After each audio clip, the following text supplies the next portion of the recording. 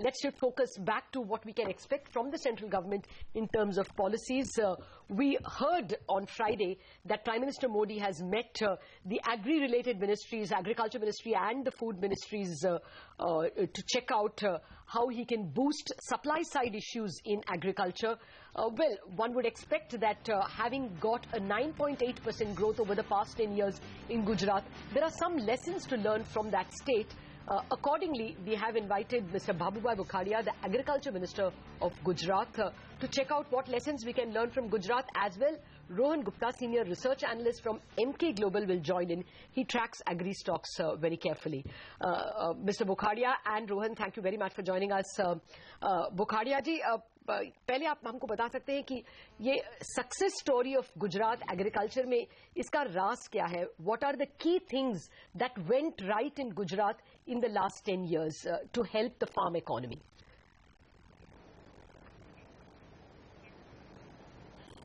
अगर हमें कृषि का जो बढ़ावा देना है तो पहली बात हमें इरिगेशन पर ध्यान देना पड़ेगा, दूसरी बात है वो बिजली पर ध्यान देना पड़ेगा, और तीसरी बात जो है वो हमारे जो कृषि की जो लैब में जो संशोधन होते हैं वो हमें किसानों तक पहुंचाना पड़ेगा।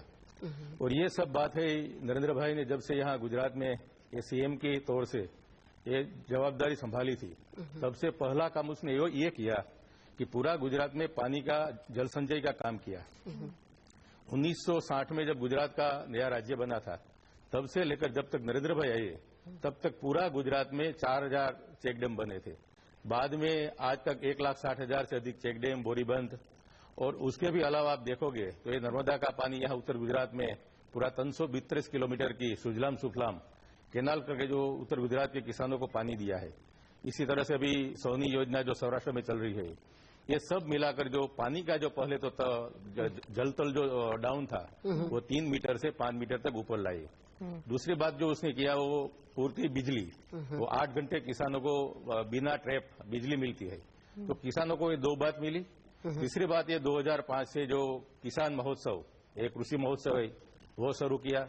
उसकी वजह से हमारे जो वैज्ञानिक जो लैब में बैठे रहते थे वो फील्ड में गए, किसानों को ये सब बात बताई और अपने किसानों ने ये नई बात जो संभाली, इसलिए आज गुजरात का जो प्रोडक्शन पहले -2.08 थे उनमें से 10 से अधिक जीडीपी उसका हो गया है।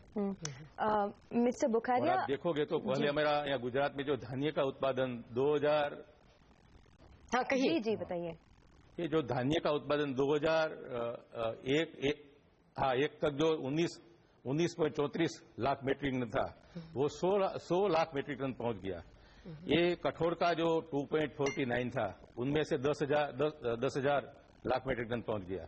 और ये कपास का हम देखेंगे तो कपास की जो 12,000 गांसड़ी जो बनती थी उनमें से वो 16 लाख गांसड़ी तक वो हम बेल, जो हम पहले हम 12 लाख बेल बनाते थे, आज वो हम 16 लाख बेल बना रहे हैं। और अब वो भी जो देखेंगे जो पूरा देश में ये जो केस्टर है, अपनी जो मूंगफली है, वो पूरा देश में नंबर 1 गुजरात है। और ये क्यूमीन है, ये केस्टर है और इसबगुल है, उसमें पूरा विश्व में आज गुजरात नंबर 1 है। ओके, मिस्टर बोखारिया, आप बिजली के बारे में बोल रहे थे। अगर आप थोड़ा सा उसमें और हमें ज्ञान दे सकते हैं, ये जो ज्योतिग्राम स्कीम था ये रेप्लिकेट हो सकता है सेंटर लेवल पर? ये जो स्कीम में राउंड द क्लॉक इलेक्ट्रिसिटी जो रूरल एरियाज को जाता है, सेंटर लेवल पर कितना आसान होगा इसको रेप्लिकेट करना?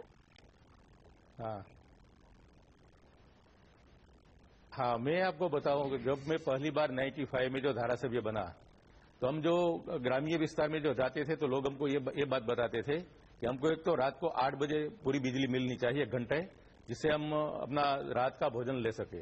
दूसरा, सुबह 6 बजे हमको 1-2 घंटे बिजली मिले तो हम जो अपने जो मवेशियां है उसका धोने का जो काम है वो पूरा कर सके। लेकिन तब हम बताते थे कि भाई हम देखेंगे, सरकार को बात बताएंगे, हो सकेगा तो हम आपको ये करेंगे। लेकिन नरेंद्र भाई ने आकर जो ये काम किया है तो आज आप देखोगे तो पूरा गांव में 24 आवर्स ये 3 फेज बिजली मिलती है और किसानों को 8 घंटा बिना ट्रिप बिजली मिलती है। ये यहाँ गुजरात में शक्य हो सका है और मुझे लगता है कि जो गुजरात में हुआ है, अभी वो नरेंद्र भाई वहाँ पीएम बने हैं तो पूरा देश में भी वो कर पाएंगे। बोखारिया जी, ये चेक डैम के बारे में आप बता रहे थे, 4000 चेक डैम बने थे।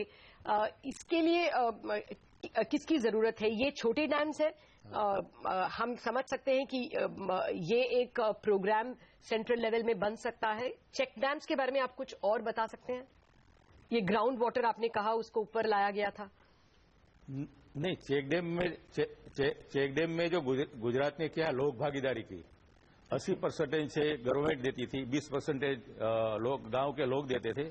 और जो गांव के लोग जहां भी चेक डैम मांगते थे वहां गवर्नमेंट है वो उसका सर्वे करके उसको अपने हाथ में दे देते थे। तो जो चेक डैम में हुआ है वो एनजीओ है, वहां के गांव के लोगों है, उन सब ने साथ मिलकर जो बनाया, इसलिए इतने बहुत मात्रा में ये चेक डैम यहाँ गुजरात में बन पाई है। मुझे लगता है कि गुजरात में जो काम हुआ है 2 किस्म का हुआ है।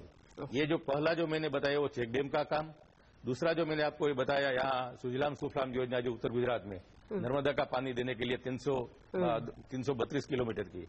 और एक दूसरा हमने यहाँ काम किया कि आपको मालूम होगा कि गुजरात का जो समुद्र कांठा है वो 1600 किलोमीटर लंबा है। तो जो समुद्र का जो खारा पानी है वो गुजरात में आगे बढ़ रहा था, तो पूरे वहाँ जो समुद्र का जो है ना वहाँ स्प्रेडिंग कैनाल हमने बनाई है जी। मैं अपना पोरबंदर का जो आपको एग्जांपल दूं तो हमने म्याणी से लेकर माधोपुर का जो 100 किलोमीटर का जो दरिया का समुद्र का जो किनारा है वहाँ पूरा स्प्रेडिंग कैनाल बनाया है। तो जो बारिश का जो पानी आता है वो वहाँ पूरा एक लेयर बना देता है, तो जिससे ये समुद्र का पानी आगे बढ़ता नहीं है। ऑलराइट, दूसरी बात आपसे पूछना था, ये लैब टू लैंड जो प्रधानमंत्री ने प्रोग्राम बताया था उनके स्पीचेस में, आपने भी उसका जिक्र किया। क्या इसका ये मतलब हम समझ सकते हैं कि सीड कंपनीज को प्रोत्साहन मिलेगा? ये बीटी कॉटन का भी आपने जिक्र किया। क्या हम समझ सकते हैं कि प्रधानमंत्री के आने वाली प्रोग्राम्स में ये सीड का कंपनीज का प्रोत्साहन देना या सीड रिलेटेड रिसर्च को प्रोत्साहन देना, ये हमें देखने को मिलेगा? हाँ, मैं आपको बताऊं कि पहले जो यहाँ 2001 तक जो सीड का जो प्रोडक्शन था संवर्धित सीड का वो 1.16 क्विंटल का था, 1.16 लाख क्विंटल का था। आज वो 3.30 लाख क्विंटल का हो गया है।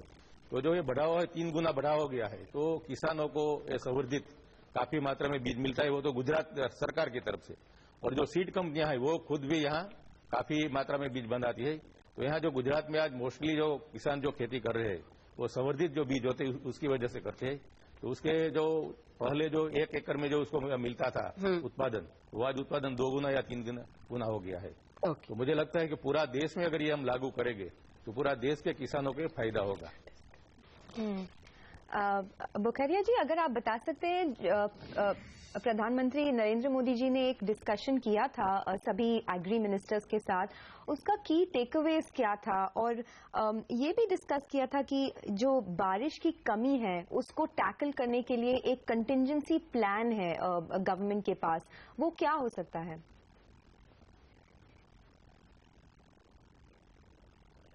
नहीं, ये हम जो हमारी जो पुरानी जो कृषि जो पद्धति थी वो पानी है वो ऐसा बहा देते थे खेत में।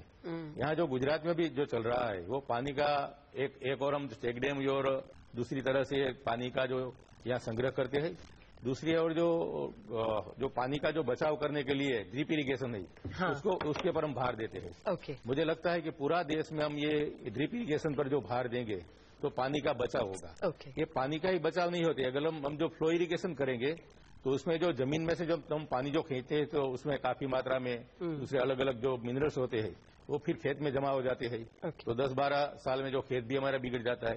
अगर हम ये जो पद्धति अपनाएंगे ड्रिप इरिगेशन, तो मुझे लगता है कि ये जो अपनी जो सोइल बिगड़ जाती है वो भी नहीं बिगड़ेगी। मैं दूसरी भी आपको मैं बात बताऊं कि गुजरात में पूरा 48 लाख किसान है, उसमें से हमने 42 लाख किसानों को सेल्स होल्ड कार्ड दे दिया है। तो उसको किसानों को मालूम होता है कि अपनी जो जमीन है उसमें क्या तत्व की कमी है या क्या तत्व हमें डालना पड़ेगा। तो उससे क्या फायदा होता है कि पहले जो किसान है वो जो फर्टिलाइजर जो डालते थे, ये सॉइल हेल्थ कार्ड एनडीडीबी ने, ये सॉइल हेल्थ कार्ड कहाँ से आता है मिस्टर बोखारिया? ये soil health card agriculture university से दिया गया था? नहीं, वो सभी हम देखे तहसील में अगर जो साइंस कॉलेज है तो वहाँ साइंस कॉलेज वाले में भी वो विद्यार्थी बनाकर देते हैं। जहाँ भी जो भी लेबोरेटरी है वो सभी लेबोरेटरी में हमने ये पूरा इंतजाम किया है, सभी तहसील में मिलेगा वो। उसको कृषि यूनिवर्सिटी या तो कोई बड़ी प्रयोगशाला के पास नहीं जाना पड़ेगा, हर जगह उसको मिलता रहेगा। एपीएमसी में मिलेगा, वहाँ कोई भी तहसील में तालुका पंचायत होगी वहाँ मिलेगा, ये कृषि यूनिवर्सिटी में मिलेगा, सभी जगह से मिलता है, सभी जगह वो अरेंजमेंट किया है। Okay, Mr.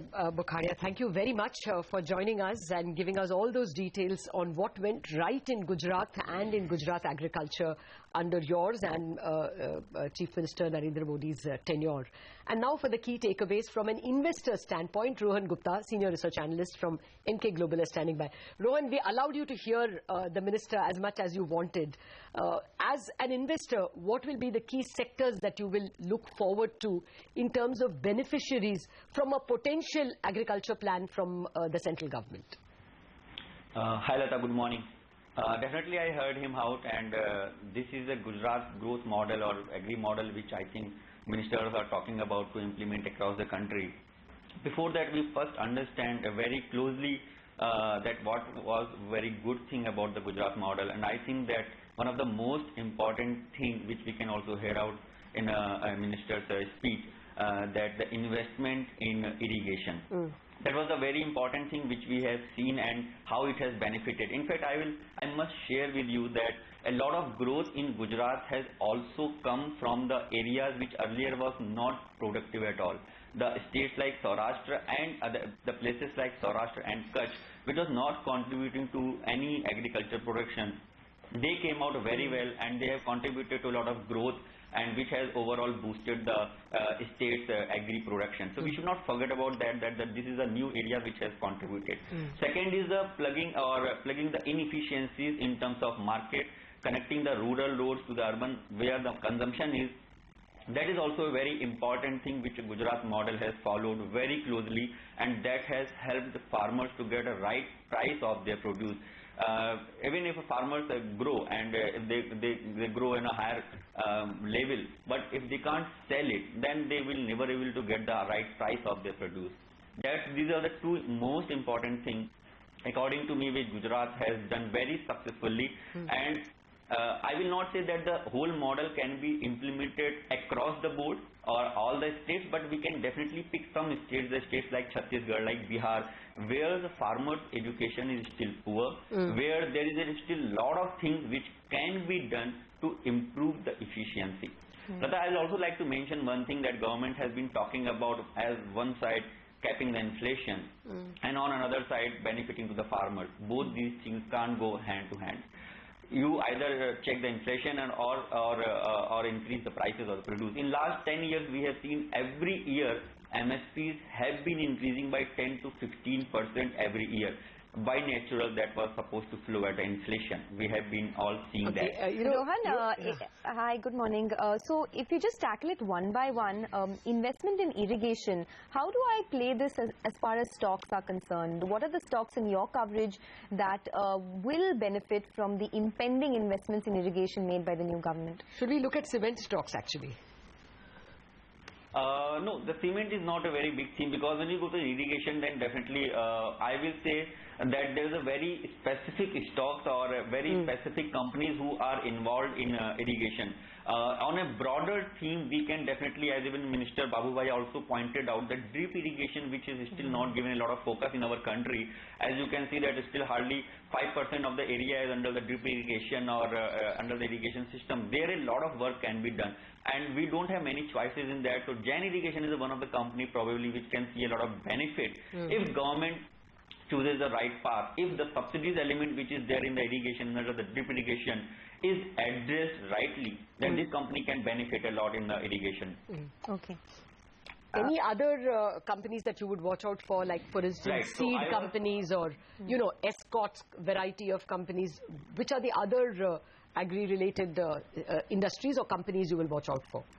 Absolutely, Lata. So I was saying that now, that's what my point was, that now we have seen a lot of MSP increase has already happened.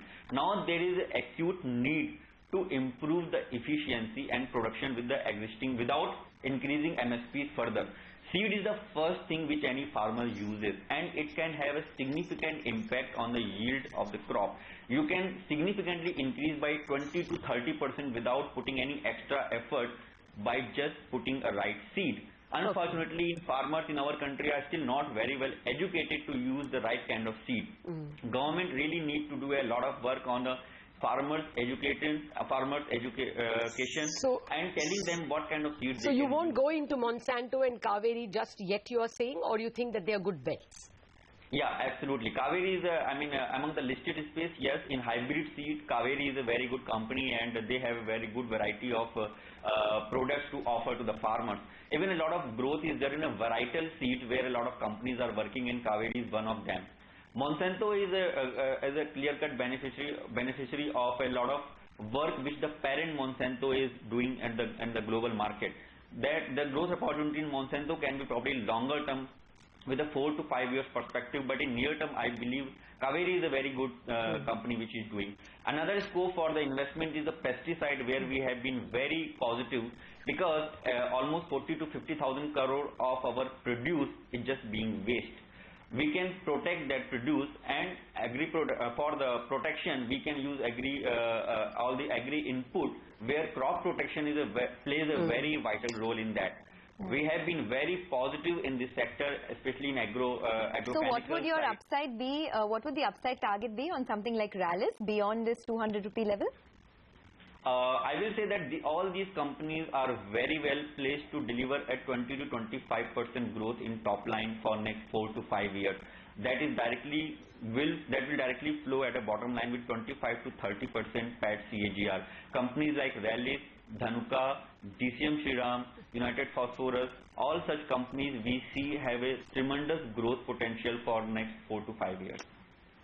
All right, Rohan. Pleasure speaking with you and helping us analyze what the Gujarat Agriculture Minister was telling us. Thank you very much for joining us.